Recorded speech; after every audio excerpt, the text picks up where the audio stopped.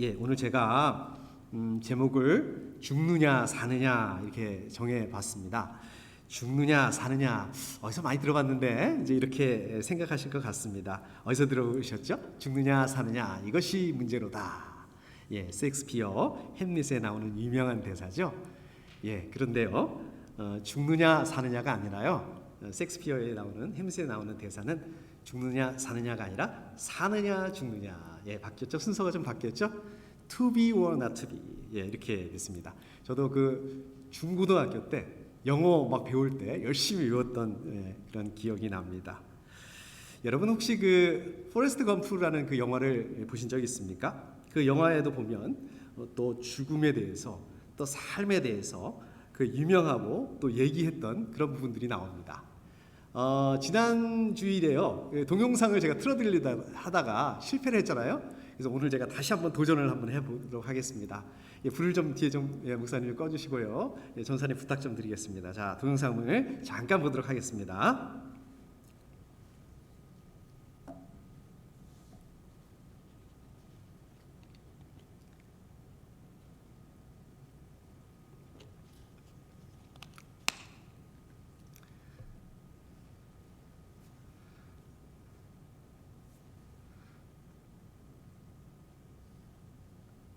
소리가 안 들리네요.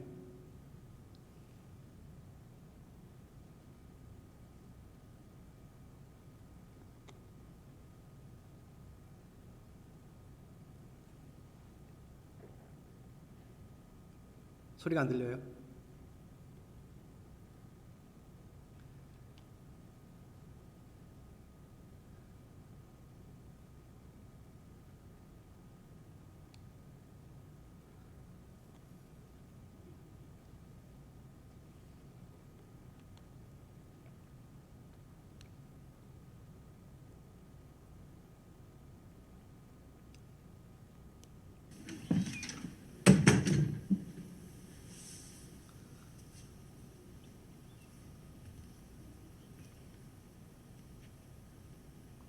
What's the matter, Mama?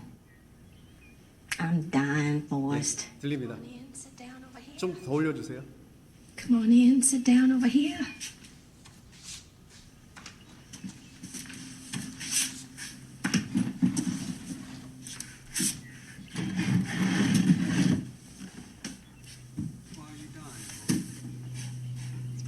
Why are you dying, Mama? It's just my time. It's just my time. Oh, well. Don't you be afraid, sweetheart.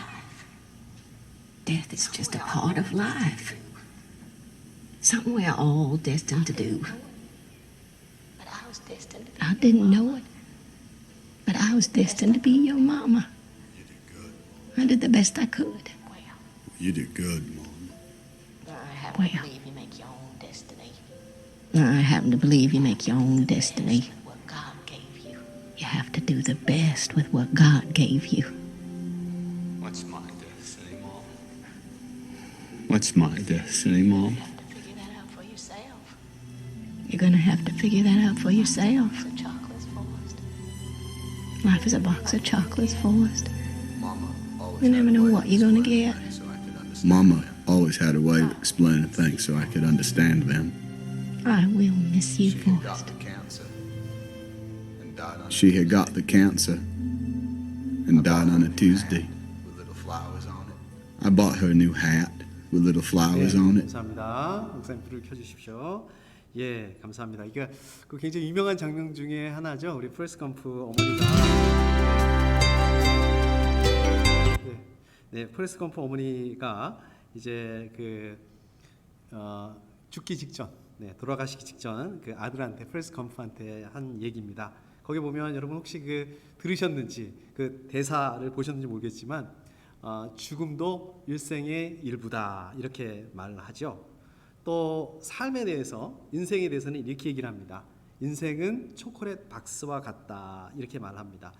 이게 무슨 뜻일까요? 사실 정확하게 모르겠어요. 왜 저렇게 얘기했는지 그 의도는 잘 모르겠는데 글쎄요. 우리 그 초콜릿 박스를 열어보면 초콜릿의 종류가 굉장히 여러 가지 종류가 들어 있잖아요. 그래서 어떤 게 걸릴지 알 수가 없죠. 그래서 아마 뭘 얻을지 알 수가 없다. 인생이라는 것은 어떻게 풀릴지 아무도 모른다. 이제 이거는 제가 해석한 바에 의하면 아마 그런 식으로 이야기한 것이 아닌가. 그러니까 인생을, 삶을 그렇게 어머니가, 포레스트 검프 어머니가 이해를 하고 그 다음에 아들한테 얘기해 준 게 아닌가 이런 생각이 듭니다. 우리가 하나님을 믿지 않는 사람들은 죽음이라고 하면 일종의 단절이라고 생각을 하는 경우가 많습니다. 그래서 이런 얘기를 하죠. 뭐 죽으면 끝이지 뭐, 이제 이런 얘기를 합니다. 그런데 오늘 여기 이 포레스트 검프 어머니가 한 얘기, 죽음도 일생의 일부다. 예, 요거는 조금 죽으면 끝이지 뭐 요거하고는 좀 결이 다른 그런 의미인 것 같습니다. 또 인생은 초콜릿 상자와 같다. 여러분 과연 그러신가요? 여러분 그렇게 생각하십니까? 여러분 어떻게 생각하십니까?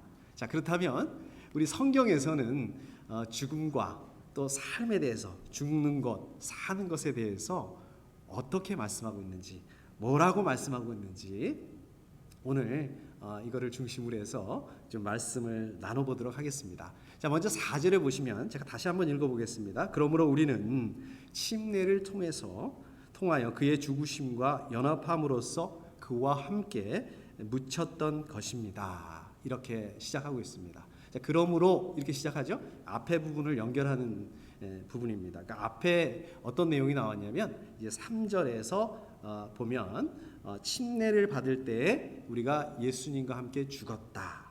그 결과가 뭔가? 우리가 침례를 받을 때 예수님과 함께 죽었다. 그래서 어떻게 된 건가? 어떻게 됐다는 것입니까? 우리가 예수님과 함께 죽었다. 어떻게 됐나? 예수님의 죽으심과 연합했다. 이렇게 말씀하고 있는 거죠. 4절에 보니까 좀 어렵습니다. 예수님의 죽으심과 연합했다. 예수님의 죽으심과 연합해서 나도 죽었다. 이렇게 말씀하고 있습니다. 안 죽었는데요? 안 죽었잖아요. 여러분 그 침례 받으셨죠? 혹시 또 침례 받으신 분들도 계시고 세례 받으신 분들도 계시고 하여튼 안 죽었지 않습니까? 왜 죽었다라고 얘기를 할까요? 우리 몸이, 우리 이 육체, 이 물리적인 몸이 죽었다는 것이 아니라 여기서 말씀하시는 것은 옛사람이 죽었다 이 말씀입니다. 옛사람 뭘까요? 옛사람이라는 말 굉장히 많이 쓰고 또 무슨 말인지는 알 것 같습니다. 문맥으로 보면 옛사람, 예수님을 믿기 전에 사람을 말씀하고 있는 거죠. 예수님을 믿기 전에 우리의 모습은 어땠습니까? 죄를 해결할 수 없는 그런 사람이었습니다. 또 죄성을 가지고 있죠. 그런 옛사람이 이제 예수님과 함께 죽었다. 자, 그러면 예수님께서 죽으신 거하고 우리 옛사람이 죽은 거하고 무슨 관계냐? 아니 예수님이 죽으신 거는 죽으신 거지. 뭐 그렇다고 해서 어떻게 연결이 되는 건가? 왜 우리 옛사람이 죽었다는 건가? 어떻게 연결이 되는 건가? 저는 이 부분을 이렇게 보게 되면 꼭 그 논계가 생각이 납니다. 물론 꼭 그렇다는 건 아닙니다. 이게 꼭 맞는 예는 아닌데 논계가 어떻습니까? 우리 임진왜란 때 역사를 보면 그 일본군 장수하고 이렇게 부둥켜 안고 이게 절벽 아래로 떨어져서 이렇게 같이 죽게 됐잖아요. 우리가 이제 예수 그리스도와 연합했기 때문에 연합했기 때문에 예수님이 죽으시면서 어떻게 된 겁니까? 우리 옛사람도 이제 자동적으로 죽게 됐다. 그러니까 어떻게 된 겁니까? 죄에 속한 그 옛사람이 죽어서 오늘 말씀 4절 말씀에 보면 예수 그리스도와 함께 묻혔다. 옛사람이 예수 그리스도와 함께 죽음으로 인해서 죄에 대해서 죄의 세력과 우리는 어떻게 됐다니 이제 상관없게 됐다. 관계없게 됐다. 이런 뜻입니다. 이런 말씀입니다. 자, 4절 뒷부분을 보시게 되면 이렇게 되어 있습니다.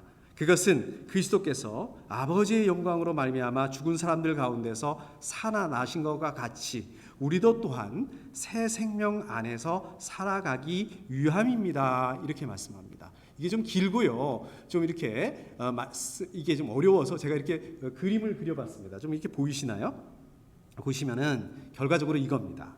우리가 예수님과 연합해서 어떻게 됐습니까? 우리가 예수님과 연합해서 받는 침례, 이거는 옛사람이 죽어버리고 죽게 됐다. 우리의 옛사람이 죽게 됐다. 예수님이 죽으심과 동시에 우리의 옛사람이 죽게 됐다. 그리고 거기서 끝나는 것이 아니라 계속해서 그러면 어떻게 되는 것인가? 예수 그리스도가 부활하신 것처럼 이제 우리는 새 생명으로 부활하게 됐다. 부활한다. 이 말씀입니다. 자, 여기서 보시면 우리 새번역 성경에는 새 생명 이렇게 돼 있죠. 저는 이 새 생명 할 때마다 이걸 읽을 때마다 이게 자꾸 걸려요. 왜 그러냐면 우리 교회를 이 새 생명 교회라고 말씀하시는 분들이 많으세요. 착각하시는 분들이 많으십니다. 그런데 실제로 새 생명 교회라고 있습니다. 이 지역에. 예, 그래서 우리 교회는 생명생 교회인데 이제 제가 그 들을 때마다 이제 속으로 이렇게 생각을 합니다. 아무튼 새 생명이라고 이렇게 번역이 되어 있는데요. 우리 새 번역에는 한국어 번역에는 이렇게 되어 있는데 영어 번역으로 보면은요, 특별히 NASB 번역으로 보게 되면 생명의 새로움 이렇게 되어 있습니다. 그러니까 이런 식으로 다시 번역을 해보면요, 그 끝부분 우리도 또한 새 생명 안에서 살아가기 위함입니다. 이 부분을 이렇게 다시 번역을 해보게 되면 우리는 새로운 것이 됐습니다. 우리는 새로운 피조물입니다. 이렇게 번역을 해볼 수 있습니다. 그러니까 이전까지는 어떻습니까? 죄 때문에 죽을 수밖에 없었던 그러한 모습이었는데 이제는 완전하게 다른 존재가 되었다. 예, 우리가 다른 존재가 되었다. 우리 다른 존재가 되었다는 얘기예요. 다른 존재가 되기 위해서는 전제 조건이 있습니다. 무슨 전제 조건입니까? 예수님과 함께 죽어야 된다는 전제 조건이 있습니다. 옛사람이 우리가 전체가 죽는다는 게 아니라 우리 누구든지 예수님과 죽지 않는다면 이러한 그 새로운 존재가 될 수 없다는 말씀입니다. 예수님과 죽지 않는다면, 우리 옛사람이 죽지 않는다면 이 새 생활을, 새로운 피조물로서의 새 생활을 기대할 수 없다는 말씀입니다. 예수님과 함께 옛사람이 죽은 사람들, 전적으로 어떻게 되는 것입니까? 이제 다른 영역에 또 새로운 그런 생활을 할 수 있게 되는 것입니다. 이게 바로 예수님과 연합하는 침례의 목적입니다. 4절 맨 끝부분에 보면 이렇게 돼 있죠. 살아가기 위함입니다. 어떻게 살아갈까요? 예, 성령님을 쫓아서 사는 삶을 말씀하고 있습니다. 자, 이제는 어떻게 된다고요? 우리 옛사람 다 죽어버리고 새 생명 안에서 사랑 가운데 행하고 빛의 자녀들처럼 행하고 예수 그리스도 안에서 새로운 삶을 산다. 새로운 생활을 한다. 예수 그리스도와 연합한 침례를 받은 사람들의 삶의 모습이 이렇다는 것입니다. 삶의 모습을, 이러한 모습을 보일 수 있어야 된다는 말씀입니다. 자, 성령님으로 인해서 침례받은 사람들, 예수 그리스도와 함께 연합이 됩니다. 어떻게 연합이 될까요? 존재 자체, 그리고 또 이 운명, 이 모든 것이 예수님과 하나가 된다라는 말씀입니다. 예수님이 십자가에 죽으실 때 어떻게 됐다고요? 우리도 우리의 옛사람, 우리의 운명도 죽었다, 장사됐다. 그리고 예수님께서 거기서 끝난 게 아니라 예수님께서 부활하셨잖아요. 부활하실 때 우리도 새로운 하나님의 자녀로 새롭게 태어났다는 말씀입니다.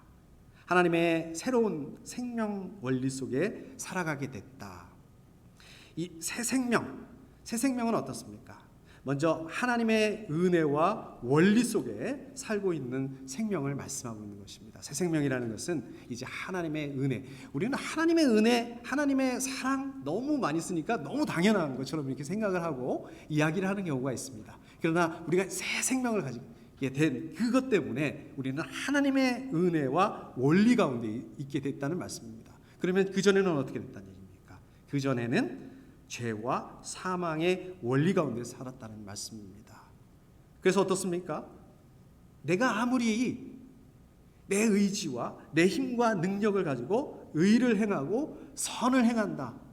근데 어떻게 되는 거예요? 하나님 보시기에 하나님 앞에서는 영적으로 그냥 죽은 존재다. 죽은 사람에 불과하다. 이게 옛사람의 의미입니다. 이게 옛사람입니다. 자, 그런데 이제 예수 그리스도 안에 있는 우리, 예수 그리스도 안에 있는 저와 여러분들, 그리스도인들은 성령님 안에서 은혜의 원리 속에 살아가게 된다는 말씀입니다. 유명한 말씀이 있죠. 로마서 8장 1절 2절 말씀 제가 한번 읽어보겠습니다. 그러므로 그리스도 예수 안에 있는 사람들은 정죄를 받지 않습니다. 그것은 그리스도 예수 안에서 생명을 누리게 하는 성령의 법이 당신을 죄와 죽음의 법에서 해방하여 주었기 때문입니다. 이렇게 말씀하고 있습니다. 저 여러분들을 포함해서 우리 그리스도인들은 하나님의 은혜의 법 안에서 새 생명 어떻습니까? 이제 정죄도 없어요. 우리가 정죄함을 받지 않는다. 심판받지 않는다. 은혜의 생명의 법과 원리 안에서 살아가게 된다는 말씀입니다.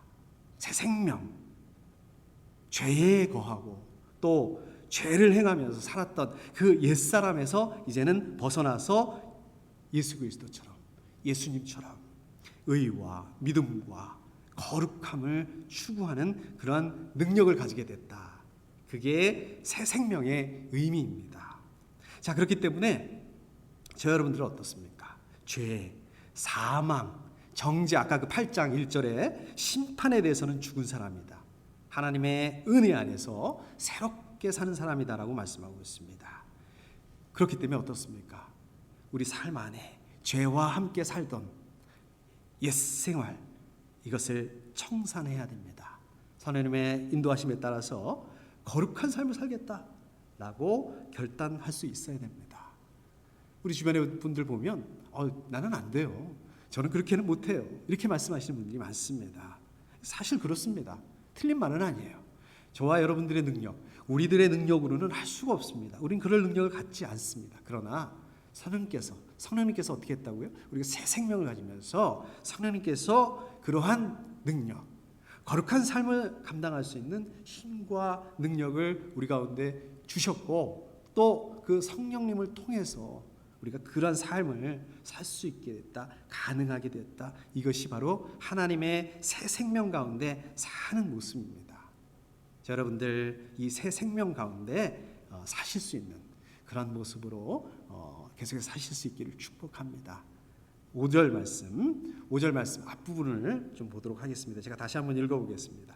우리가 그의 죽으심과 같은 죽음을 죽어서 그와 연합하는 사람이 되었으면, 앞부분하고 비슷하죠? 앞부분 4절하고 비슷하죠? 이거는 4절 부분을 다시 한번 반복하고 있는 것입니다. 왜 반복할까요? 앞부분 다시 한번 확인하기 위해서 반복하면서 확인하고 있습니다. 예수님의 죽음에 연합하는 사람이 됐다. 이제는 우리는 예수님의 죽음에 연합하는 사람이 됐다. 이게 왜 중요한가? 예수님의 죽음에 연합하는 사람은 예수님의 부활에도 연합하는 사람이 되기 때문이다 라는 말씀입니다. 자, 여기서 보시면 그와 연합하는, 이게 무슨 의미일까요? 이것도 참 우리가 많이 쓰는 말씀이죠. 연합한다라는 게 무슨 뜻일까요? 원어적인 의미에서 연합한다는 말씀은 여러분 잘 아시고 계실 거예요. 이미 아시고 계실 텐데, 이 식물들이 같이 자란다라는 그런 뜻입니다. 그래서 그와 연합하는, 이것은 예수님 안에 있는 관계성을 갖는다. 관계가 친근한 관계, 관계의 친근성, 영적인 연합을 의미합니다. 또 접목하다, 합해졌다, 이제 이런 뜻을 가지고 있습니다. 자, 그렇게 정리하면 저 여러분들이 어떻습니까? 원래는 4절부터 정리해 보면 원래는 저 여러분들 죄하고 연합이 되어 있었는데, 합해져 있었는데, 이 죄와의 연합을 끊어버리고 이제 의의 주인이 되신, 주님 되신 예수 그리스도와 연합하게 됐다. 접붙임 됐다. 그래서 의와 생명을 얻게 되었다라고 말씀하고 있는 것입니다. 뒷부분, 5절 뒷부분, 우리는 부활에 있어서도 또한 그와 연합하는 사람이 될 것입니다. 앞으로 그렇게 될 거다. 미래형이죠? 그런 말씀이죠? 자, 그런데요, 이거는 아마 앞으로 나중에 그렇게 될 거야, 이런 의미가 아니라 예수 그리스도의 죽으심을 본받아서 연합한 사람들은 틀림없이 반드시 예수님과 부활해서 연합해서 확실하게 이제 새 생명 가운데 살게 될 것이다 라는 말씀입니다. 여러분, 제가 방금 전에 말씀드렸던 것처럼 연합한다는 것은 원어적인 의미를 보게 되면 이 식물이요, 종이 다르고 또 질적으로 다른 그러한 그 식물 중에서 그 나뭇가지 있잖아요. 이 나뭇가지를 다른 나뭇가지에다가 접붙이는 거예요. 접붙여서 그 다른 나뭇가지 그 성질을 가지게 만드는 그것을 사용할 그렇게 할 때 이것을 그게 이제 연합한다는 그 의미입니다. 자, 이 말씀 무슨 말씀일까요? 다시 말씀드리자면 저 여러분들이 예수님과 연합된 존재입니다. 그 전에는 누구하고 연합된 존재라고 그랬습니까? 죄하고 연합된 존재였기 때문에 어떤 성품이 나타날까요? 우리는 죄의 악한 성품이 나타났다는 거예요. 그냥 우리가 생각하는 것도 그래요. 우리가 말하는 것도 그렇습니다. 우리가 행동하는 것도 그렇습니다. 그런 것들이 전부 다 우리가 예수님과 연합하기 전에는 악했다는 것입니다. 뭐 여러분들이 인정하시든 인정하지 않든 간에. 그런데 이제 우리가 예수님을 믿고 예수님과 연합하게 됐다. 그러면 우리는 그전에는 예수님과는 이질적인 다른 종류의 그런 존재였지만 이제 예수님에게 접붙임 받게 되었다. 연합하게 되었다. 자, 그러면 어떻게 돼야 될까요? 자, 죄에 딱 붙어 있었는데 떨어져가지고 이제 예수님한테 딱 붙게 됐습니다. 어떻게 돼야 될까요? 예, 우리 안에는 예수님의 성품이 나타나야 된다는 말씀입니다. 예수님처럼 살아야 된다는 말씀입니다. 생각하는 것도 그렇고요. 말씀하시는 것도, 여러분들이 말씀하시는 것도 그렇고 여러분들이 행동하는 거 전부 다 어떻게 예수님처럼 생각하고 예수님처럼 말씀하고 예수님처럼 살아가야 된다는 말씀입니다. 여러분 한번 생각해 보셔야 돼요. 야, 내가 이렇게 생각하는 게 예수님처럼 생각하는 거 맞는가? 내가 이렇게 말하면 예수님처럼 말하는 거 맞는가? 내가 이렇게 살면 예수님처럼 사는 거 맞는가? 우리가 늘 이것을 생각해 볼 수 있어야 된다는 말씀입니다. 예수님 가시는 곳 여러분들이 따라가야 된다는 말씀입니다. 예수님이 서 계시는 곳 여러분들이 서 있을 수 있어야 된다는 말씀입니다. 이게 바로 예수님과 연합한 여러분들의 삶의 방식이라는 말씀입니다. 예수님 어디로 가셨습니까? 예수님은 어떤 삶을 사셨습니까? 예수님 하나님의 말씀에 순종해서 하나님의 말씀에 따라서 사셨어요. 사랑의 길로 사셨습니다. 용서의 길을 사셨어요. 용납하는 길을 살았습니다. 그럼 어떻습니까? 우리도 사랑할 수 있어야 됩니다. 우리도 용서하고 용납할 수 있는 그런 길을 가야 됩니다. 예수님께서 저와 여러분들의 죄를 대속하시기 위해서 십자가를 지시고 골고다 언덕을 올라가셨습니다. 자, 그렇다면 저 여러분들 어떻게 해야 될까요? 우리도 예수님처럼 살아야 된다는 말씀입니다. 그냥 나만 생각하고 우리 세상은 그렇게 얘기하잖아요. 네가 제일 중요해. 네가 우주의 중심이야. 너를 위해서 너만 생각해. 아니고요. 내 중심적으로 나만 위하는 길이 아니라 예수님께서 가신 곳을 갈 수 있어야 됩니다. 예수님의 마음이 있는 곳에 저 여러분들의 마음을 둘 수 있어야 됩니다. 내가 지금 마음을 여기다 두고 있는데 여기에 예수님의 마음이 있는 거 맞는가? 예수님이 바라보시는 곳을 저 여러분들 바라보실 수 있어야 됩니다. 저 여러분들 어디를 바라보고 있어요? 우리가 어디 바라보고 있습니까? 우리가 바라보고 있는 곳이 예수님 바라보고 있는 곳이 맞습니까? 저 여러분들 하나님 믿습니다. 예수님 믿습니다. 맞죠? 그렇죠? 하나님 믿으시죠? 우리가 예수님 믿는다, 하나님 믿는다 하면서 우리 예수님과 관계없는 그런 길로 간다는 것은 말이 안 되는 겁니다. 우리 그런 삶을 산다는 것은 참 믿음이 아닙니다.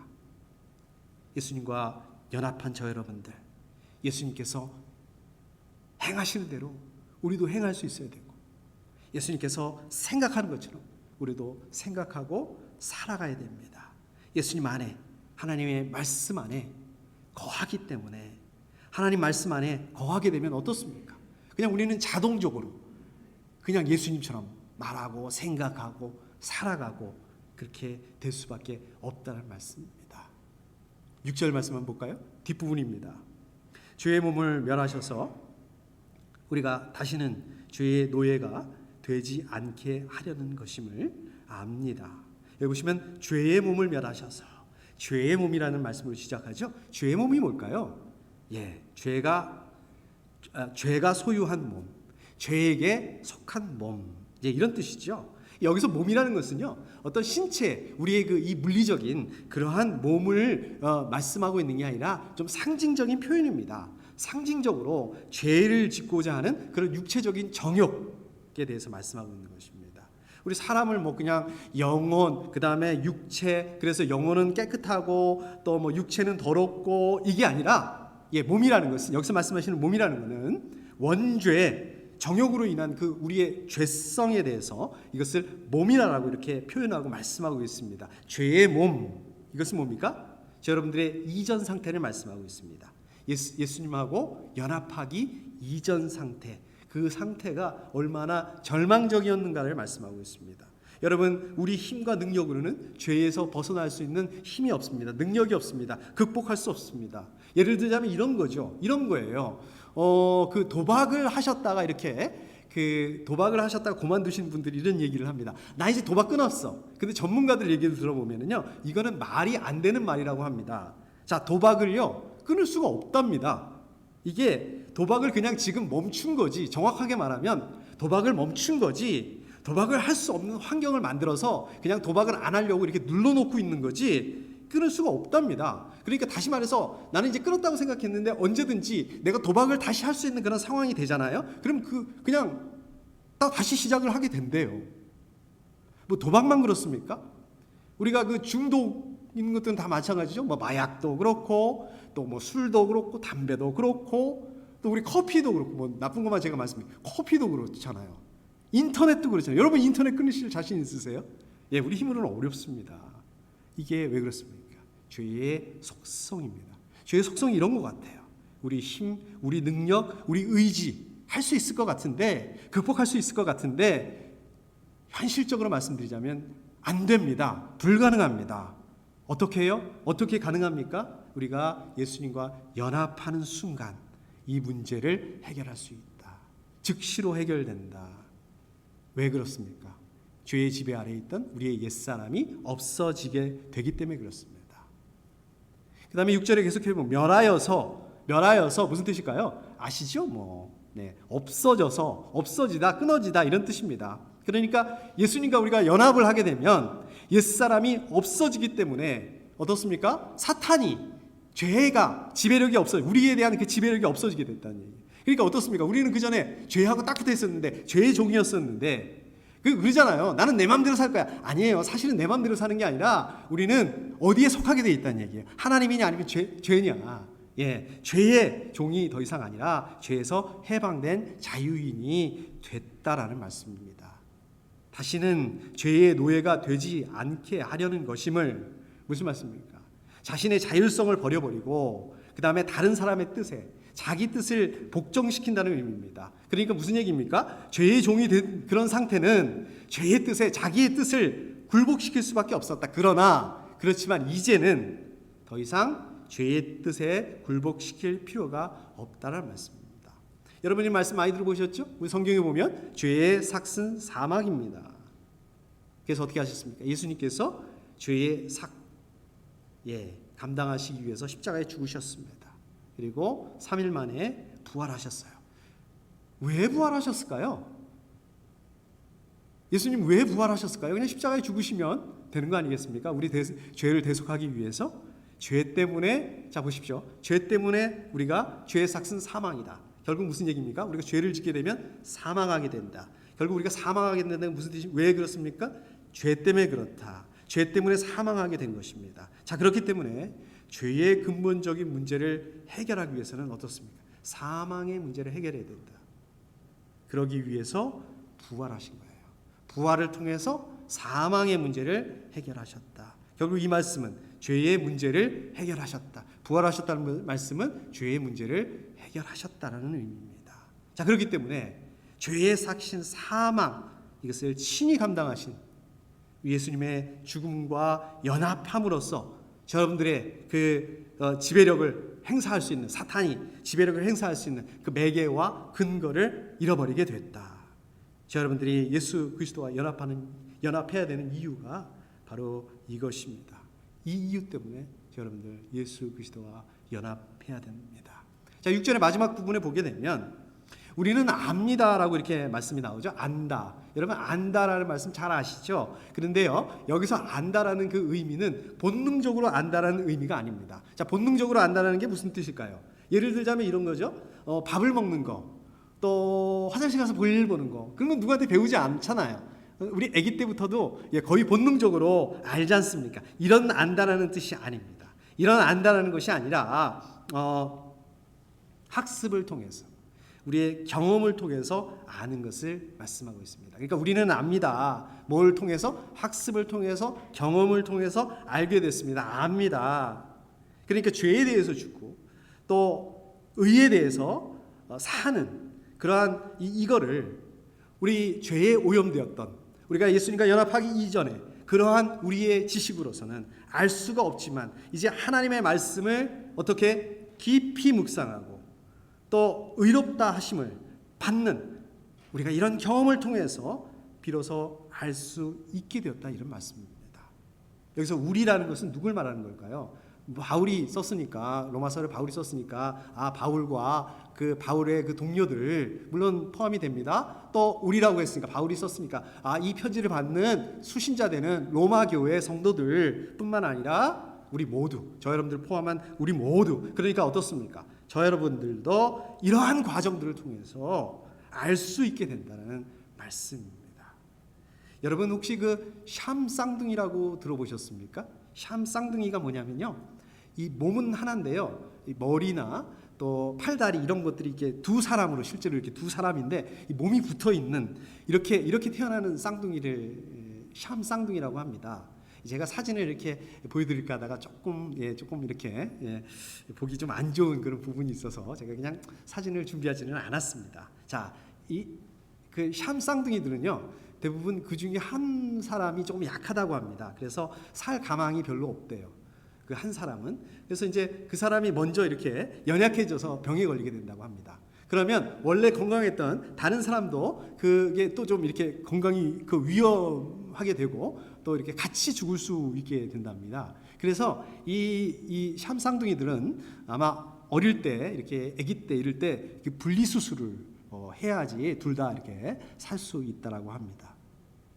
여러분 어떻습니까? 죄에게 종노릇하고 사망의 권세 아래 있던 저 여러분들의 옛사람, 우리의 샴쌍둥이, 옛사람은 죽었습니다. 샴쌍둥이를 분리 수술하는 것처럼 저 여러분들의 그 옛사람, 저 여러분들의 가운데서 떨어져 나갔어요. 저 여러분들이 성령으로 하나 되었을 때, 예수님과 하나 되었을 때, 연합하였을 때 이제 옛사람이 죽어버린 것입니다. 자, 그렇기 때문에 저 여러분들이 이미 죽어버린 그 옛사람에 대해서 미련을 가지지 말아야 됩니다. 상관하지 말아야 됩니다.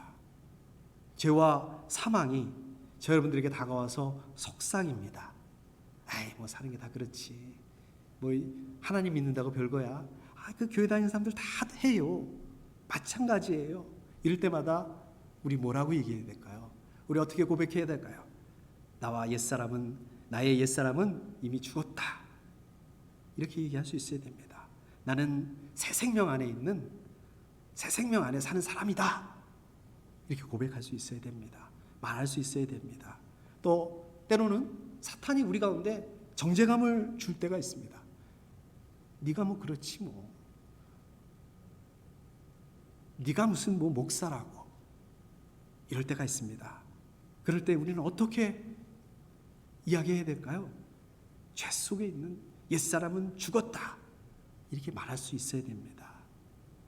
죄에 대해서 한없이 연약해지는 옛사람, 우리 그랬잖아요. 아담의 죄를 전가받았던 옛사람, 하나님께 불순종하는 그러한 옛사람, 죽었다. 자, 여러분들 죄의 유혹을 물리치고 하나님을 기쁘시게 하는 길을 선택할 수 있어야 됩니다. 우리가 하나님 믿고 있지만 그러면서도 동시에 어떻습니까?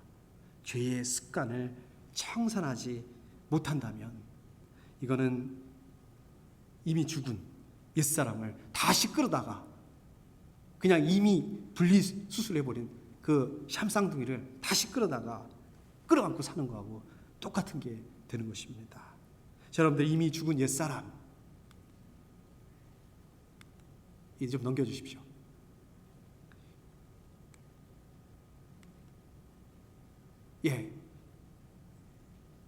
이미 죽은 옛사람, 이미 죽어서 완전히 분리된 옛사람의 속성, 그런 성품과 관계없는 그런 삶을 감당할 수 있어야 된다는 말씀입니다.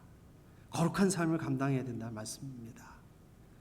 여러분들 안에 있는 그 옛사람을 분리해내는 게 여러분들이 거룩한 삶을 감당할 수 있는 그런 비결이 됩니다.